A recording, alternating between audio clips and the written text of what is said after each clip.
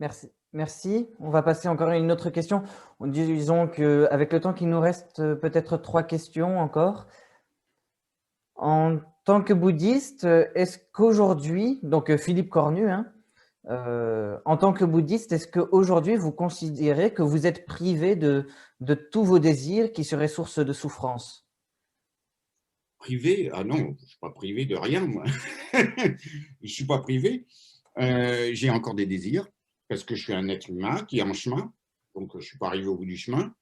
Et je les regarde, et quand je peux les voir et que je peux vraiment les comprendre du point de vue de ma pratique, à ce moment-là, effectivement, je vais peut-être pouvoir les libérer. Mais ça ne va pas toujours marcher, parce que j'ai beaucoup de conditionnements, comme tout le monde, mais j'essaie de les regarder et d'être lucide. Donc le chemin, bah, c'est d'être lucide. Et en fait, un maître bouddhiste disait, cheminer, c'est aussi savoir trébucher et tomber, se relever, trébucher, tomber, se relever. Mais ce n'est pas le problème du moment qu'on se relève. Et les erreurs, en fait, c'est des moyens d'apprentissage. Donc, on fait tout le temps de l'apprentissage. Et ça apprend l'humilité aussi, parce qu'on se rend compte qu'on n'est pas un saint, on n'est pas un dieu. On est ce qu'on est, cheminant, voilà, en essayant de trouver la vérité, de trouver la réalité. Merci. C'est un chemin d'humilité, hein.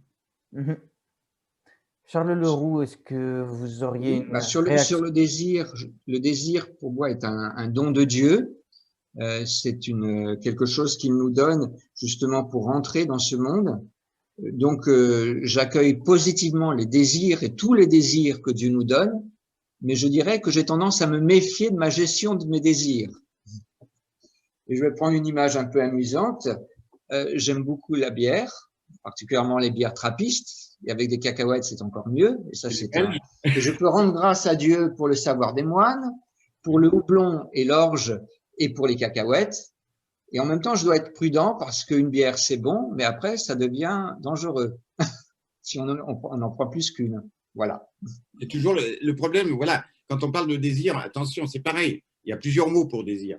Chanda, c'est un élan. Par exemple, l'élan spirituel vers l'éveil, c'est chanda, c'est un désir. S'il n'y a pas un désir d'éveil, on ne peut pas atteindre l'éveil. Donc, le désir n'est pas nié dans le bouddhisme. C'est le désir attachement qui est problématique.